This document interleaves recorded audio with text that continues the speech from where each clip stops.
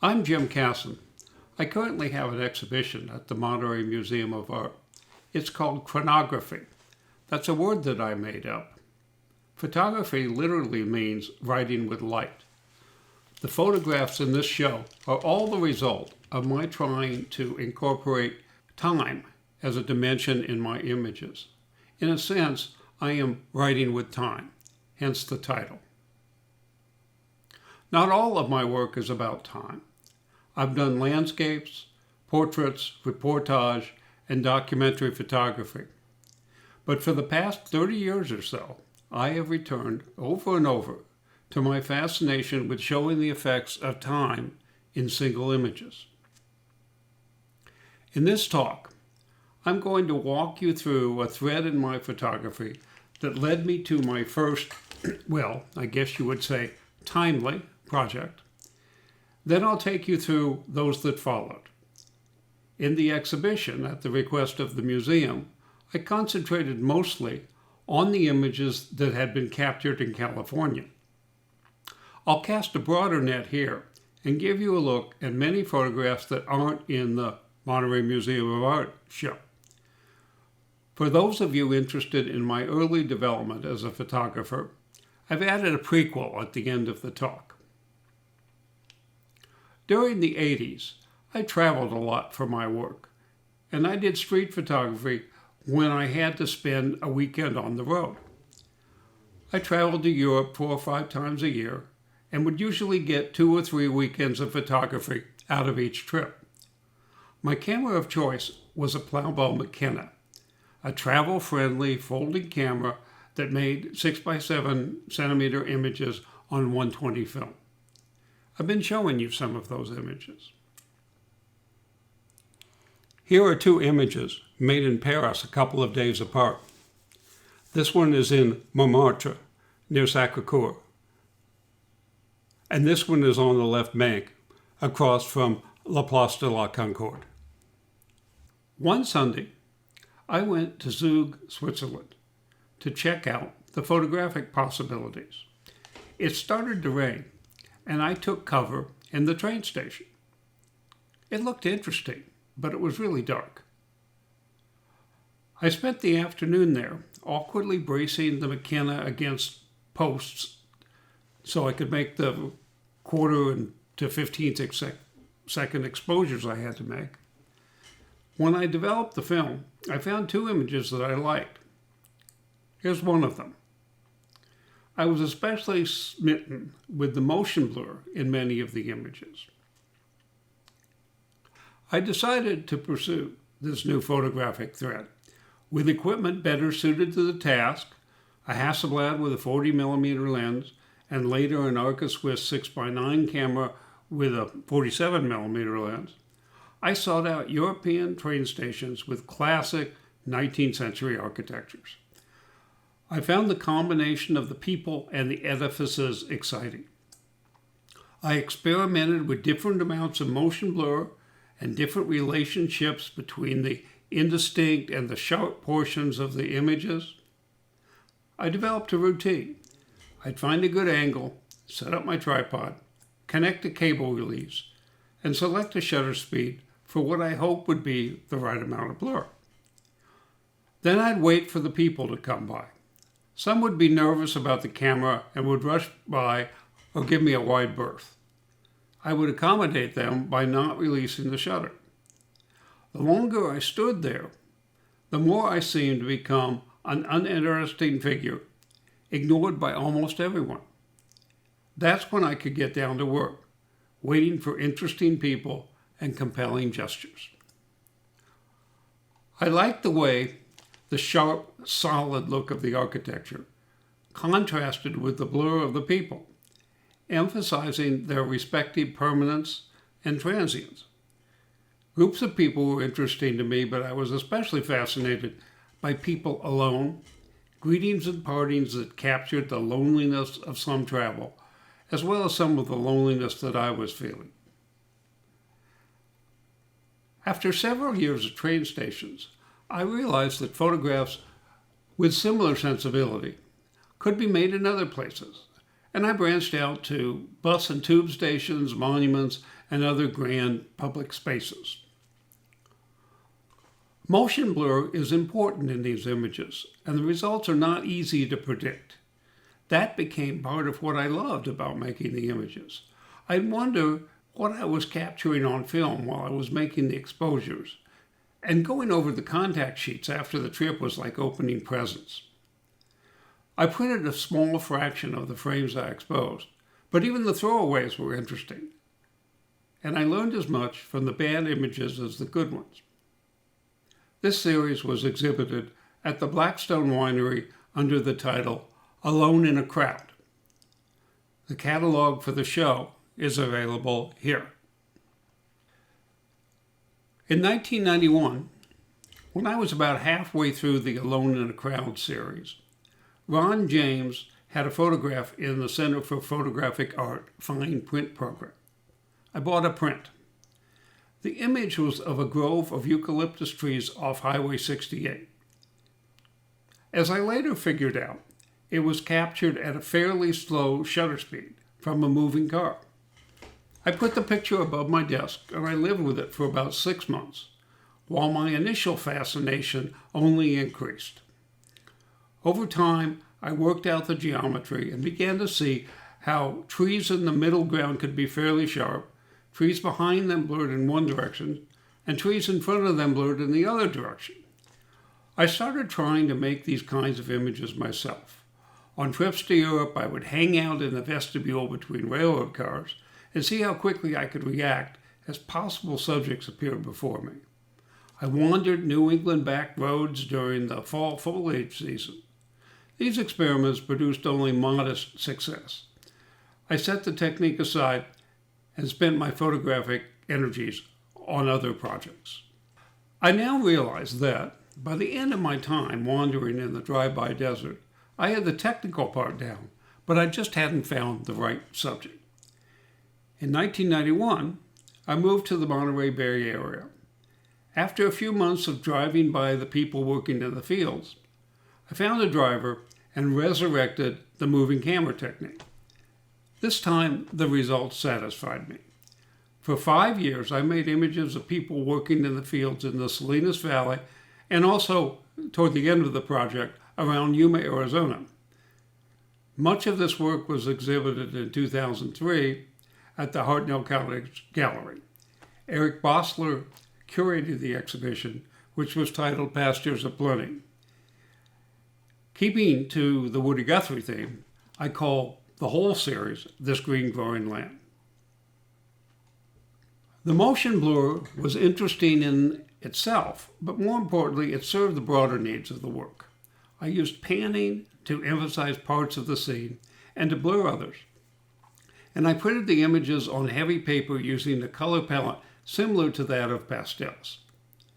The selective blurring and muted colors render the workers anonymous, making the images less a portrayal of a particular time and place and more of an archetype for all similar work. Modern farming is highly mechanized and the equipment is prominent in many photographs, but the emphasis is on the workers and the relationship to the land and to the machinery. Using stylization and abstraction, I've attempted to create images of no particular worker that become images of all workers, ennobling them in the process. An inspiration for this approach were the Depression-era murals in Midwestern train stations that I saw when I was young, particularly the Diego Rivera ones. I worked on This Green Growing Land for 3 or 4 years. Toward the end of the project, I switched from film to digital and journeyed from the Salinas Valley to Yuma, Arizona, where the same companies and many of the same people do the same work in the winter. They have a phenomenon in Arizona that does not occur in the summer in the maritime-influenced regions of the Salinas Valley where I was working. They call it dawn.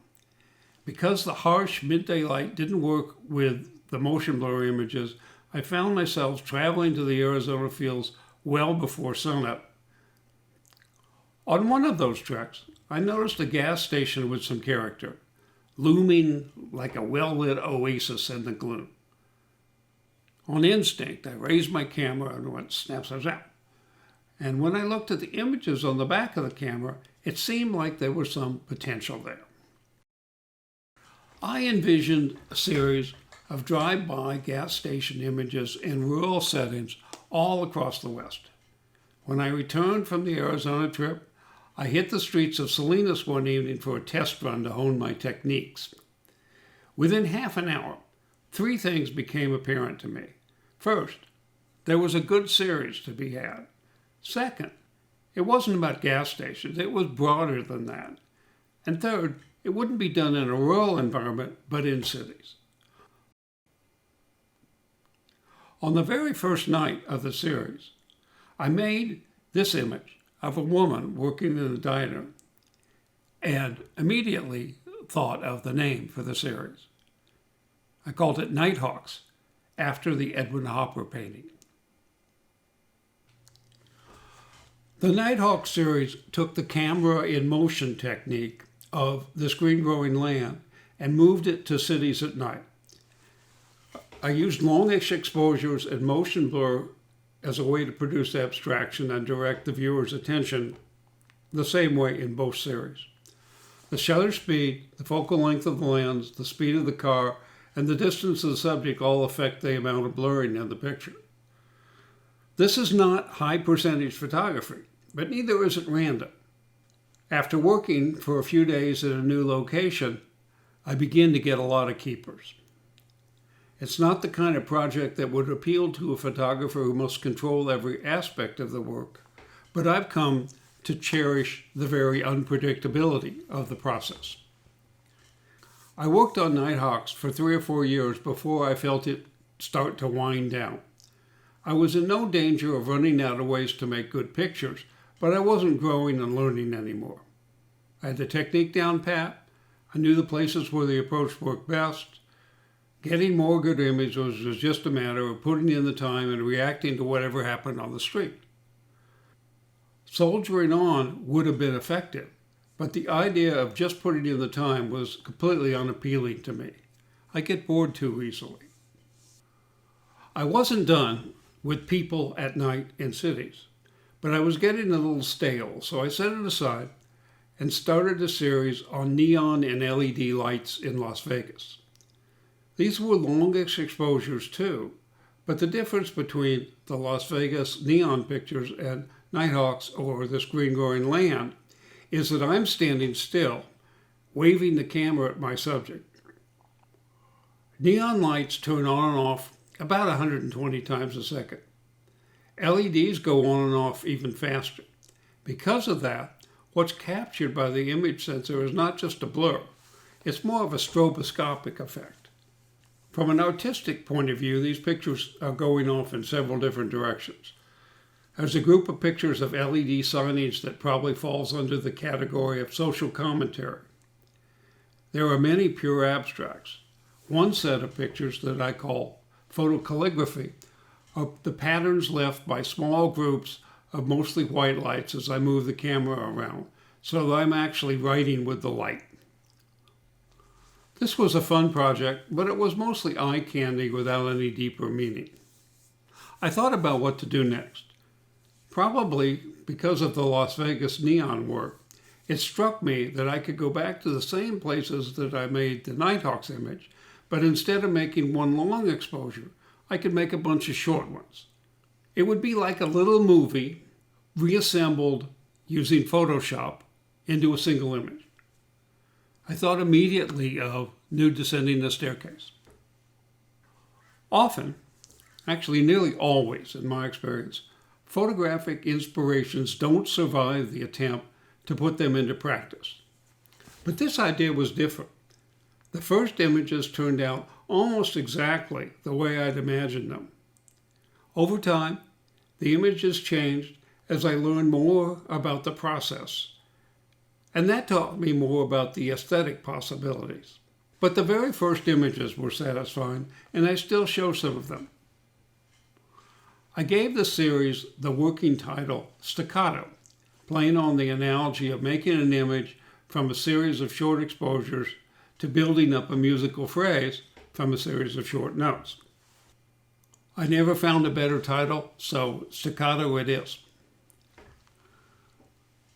For staccato, a lot of the effort comes after the exposure in the compositing.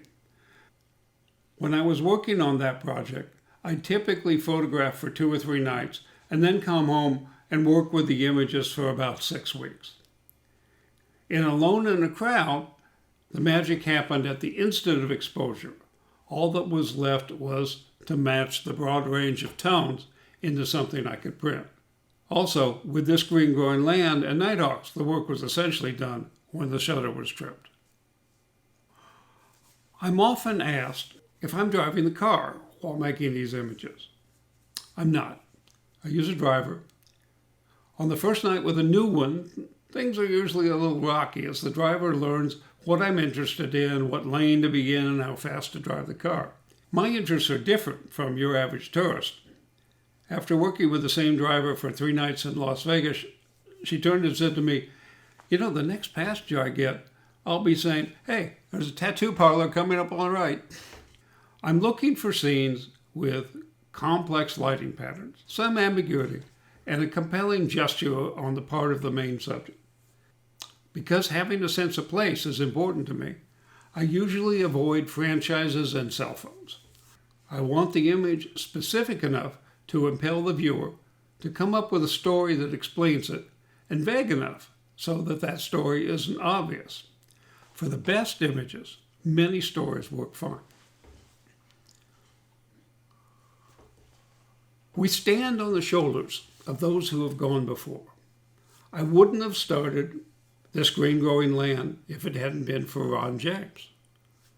I wouldn't have done Nighthawks the way I did it if it hadn't been for Edwin Hopper. And I probably wouldn't even have tried to do the Staccato series if not for Marcel Duchamp. Photography is a technology-based art, and I couldn't have done Staccato if I'd have started the project 2 or 3 years earlier. It would have been impractical with film, and I'd only get 2 or 3 sequences per roll. I'd be spending more time changing films than making exposure. It would have been marginal with any camera before the Nikon D3, which was a breakthrough tool for low-light photography. 10 or 12 years ago, I moderated a panel at the Center for Photographic Art. One of the panelists was Mike Collette, who invented nearly all the scanning backs for 4x5 cameras at Dicomed and at his own company, Better Light.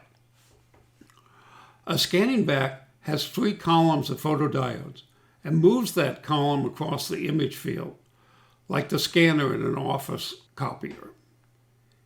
It is incapable of capturing the whole image at once, so it's not designed for moving subjects. I got the idea of leaving the photo sensors in one place and looking what happens in that narrow column as time passed. I asked Mike if I could do that with one of his Better Light backs. Yes, he said, there's a panorama mode where the back expects the camera to be mounted to a rotating platform. The sensor goes to the center of the back and stays there. I bought a back from Mike, and then when I went to use it, I lied to it, telling it it was on a device to rotate it, when actually it was on a fixed tripod. Here's a look at the Better Light back, fixed to a 4x5 camera and aimed at a succulent that Don Worth hybridized. And here's the result of an 8-hour exposure. The succulent didn't move, but the sun did. That's what provided the variation that you see. Here's the first image I got from the Better Light that satisfied me. I made it at Monterey Beach, looking north from the on-ramp to the commercial wharf. Time runs from right to left. There's no movement on the beach, so in a horizontal direction, it's featureless.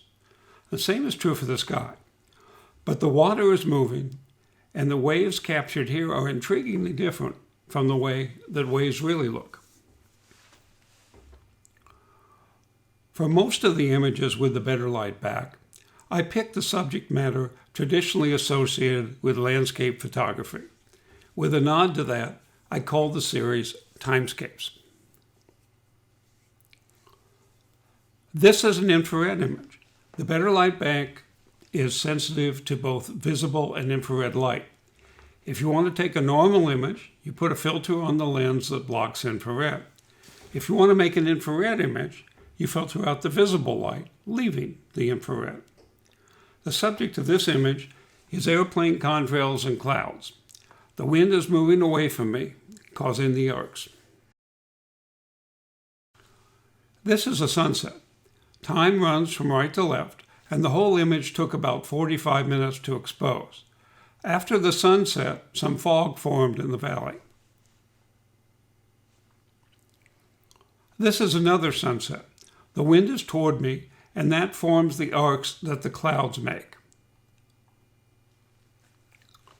This is a shot of some clouds shooting almost straight up. Here's another infrared image of clouds with some airplane contrails visible. One more sunset.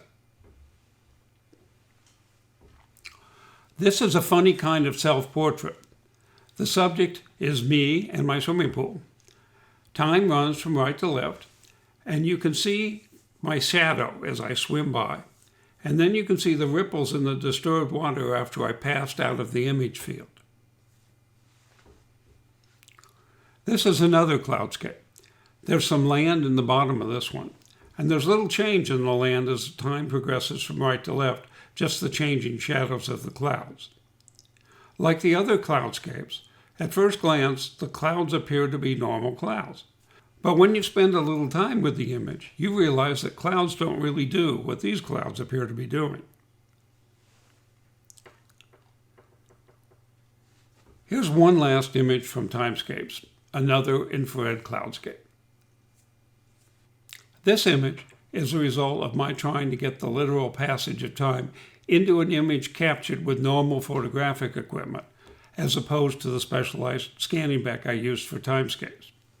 I used a Nikon D3S set to about 10 frames a second and made exposures to a fast 24mm lens as trains pulled into New York City subway stations. I'd get sequences of 40 or 50 images. I wrote computer programs to pick sections of the image in sequence and assemble them into composites, going mostly, but not slavishly, across the sequence and across the image so that time passed from one side of the image to the other. I've never exhibited these images. The biggest problem is that they have to be 5 or 6 feet long in order for the viewer to properly appreciate them, and it's hard to find a venue that permits that. This technique creates many possibilities for the final image from a sequence of captures. Here's a 50-shot sequence, and then here are some crops from that sequence. About 5 years ago, I discovered that I had a benign brain tumor. It was successfully removed, but after the surgery, I'd lost the use of my left leg. I spent the next 3 or 4 months learning how to walk again. Some of that time, I was on anesthesia medications that meant that I couldn't drive. I needed to find some way to continue to make photographs, and I started a photographic project that I could carry out from my home studio. I called it From My Window, and, just like the name implies, all of the images were made from my studio window. I did black and white images with a camera that had been modified for infrared use, as well as normal color ones. After making these photographs for a year or so, I started to incorporate time into them. I attached an intervalometer to a camera, put it on a tripod, aimed it out the window, and set it to make an image every second or so for half an hour or an hour. I wrote a computer program to take a sequence of several thousand of these images and assemble them into a single one, but with parts of the image made at different times. See, it was kind of like the Timescape series, but in this case, the image is a normal photograph, not a narrow slice of the scene. Here's an image of a storm moving in with time running from right to left. Here's a clearing storm with a lot of wind shear. The clouds near the camera are moving rapidly across the frame, while the clouds over the mountains are moving much more slowly. And there's a third layer of clouds, the high cirrus, in the background, and winds aloft are carrying that away from me. Here's a similar image made about the same time. This is what my mother used to call a buttermilk sky, but the clouds have been compressed horizontally by their motion. In this one, we have dawn on the right, accompanied by a storm front moving in later. Here's one last short series that I never got around to naming. The Fujifilm GFX 50S electronic shutter takes 1/3 of a second to make an exposure, with a virtual slit traversing the sensor. When I discovered that, I immediately thought of the possibilities for what Mike Collette used to call creative misuse. After some experiments with waving the camera around during the exposure, I put some clothing on a laboratory agitation table and made some images.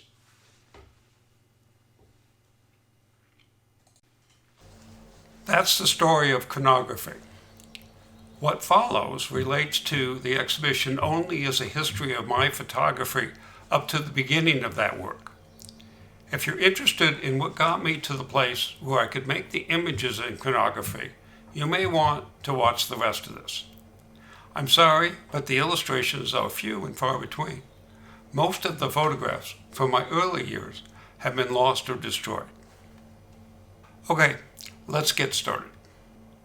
In 1951 or 1952, when I was 8 or 9, my parents bought me a Kodak Brownie Hawkeye camera. It took 12 2¼ square pictures on a roll of 620 film, was made out of Bakelite, and it had a not very precise waist level finder and a shutter release you pressed with your thumb.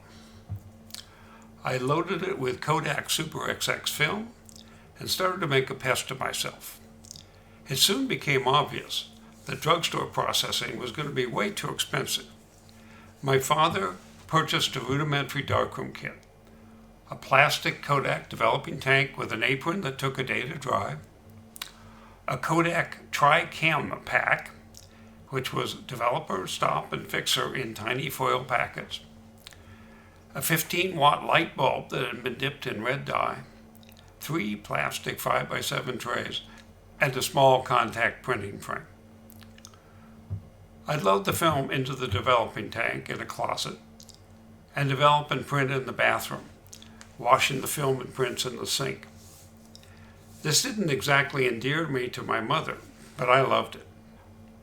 Flash forward ahead 5 years. It's the spring of 1957, and I'm a freshman at a boarding school in Connecticut. During spring break, I get the idea of taking pictures for the school newspaper. I talk my father into loaning me a Weston Master 2 light meter and his folding Zeiss Icon camera. 16 pictures on a roll of 120 film in a format that today we'd call 645. No rangefinder, and the film traveling from side to side so that the normal orientation of the picture was vertical. Back in school, I present myself to the newspaper staff, and they decide to give me a trial assignment. "Do you know how to develop film?" they asked. "Sure," I said, thinking of all the rolls that I'd put through that Kodak tank. I went off to make the picture. It's a pretty boring shot, all the seniors who were elected to cum laude that year lined up in 2 rows. It was 7:30 by the time I was done, and paste up was supposed to start at 10:30. I headed for the school darkroom. I found the chemicals, but the developing tank was like nothing I'd ever seen before. It said Nicor on it. The tank itself, the lid, and the cap seemed easy enough to figure out, but the stainless steel spiral buffaloed me. If I'd had any sense, I would have used an unexposed roll of film to teach myself how to load the reel, but I just turned off the lights and struggled for 10 minutes. After the film was fixed, I opened the tank to see how bad off I was. It was pretty bad. The film was stuck to itself in lots of places, and those places aren't fixed, and they're opaque. I finally found an intact frame, and then while the film was drying, I turned to the enlarger. I'd never seen one before. That turned out to be pretty easy to figure out. After the prints were washed, I even figured out how to make the print dryer work. I got the prints in on time, and my career as a photojournalist had begun. During high school, I got seriously into photography. I took pictures for the school newspaper, the yearbook, and the literary magazine, which normally ran pretentious prose and poetry before we photographers got them to run pretentious photographs. Journalism, landscape, sports, you name it. I even tried to do some art. If I could see it now, I'd probably call it artsy. I entered and won photo contests. I took pictures every day and spent 2 or 3 nights a week in the darkroom. My father's camera was replaced by an Argus C3 and then a Nikon S2. I bought an old beat-up Speed Graphic and some wooden film holders. It took a lot of tape to keep them light tight. After Choate, I went to Stanford. There I became photo editor of the Stanford Chaparral, the campus humor magazine. The workload was a fraction of that at Choate. There was a little editorial work, but most of it was shooting ads. I'd go to the merchants, find out what they wanted, recruit the models, set up the lights, pose the models, take the pictures, develop and print them, take them to the merchants for approval, and hand them into the magazine. The actual photographic component of all this was pretty small. After Stanford, I went to work for a small research company in Menlo Park. They had a little photographic work that needed doing, so I talked them into letting me build a darkroom for them. I got to use it nights and weekends. I did a few weddings, but I mostly did personal work. In the late 60s, I was buying film at the camera shop on Bryant Street in Palo Alto one afternoon when a salesman who knew of my interest in sports cars told me that a race photographer was looking for an assistant. I signed up with Tom Montgomery Photo, and for several years, I took pictures of sports car races at Laguna Seca, Sears Point, and other local racetracks for a tabloid called Competition Press and Auto Week. I was happy as a clam. The relationship founded when Tom realized that the newspaper was printing hardly any of his pictures and almost all of mine. For the next 10 years, work got very intense, and the only photographs I did were slides of the family. In 1979, I took a 3-month sabbatical from work. I bought a Hasselblad, built a darkroom in my house, and started doing landscapes. I took a printing course from George Tice. In 1981, I took 6 months off from work, attended several Friends of Photography workshops, as well as a Death Valley workshop led by Huntington Witherell. I started doing large format work, mostly black and white landscapes.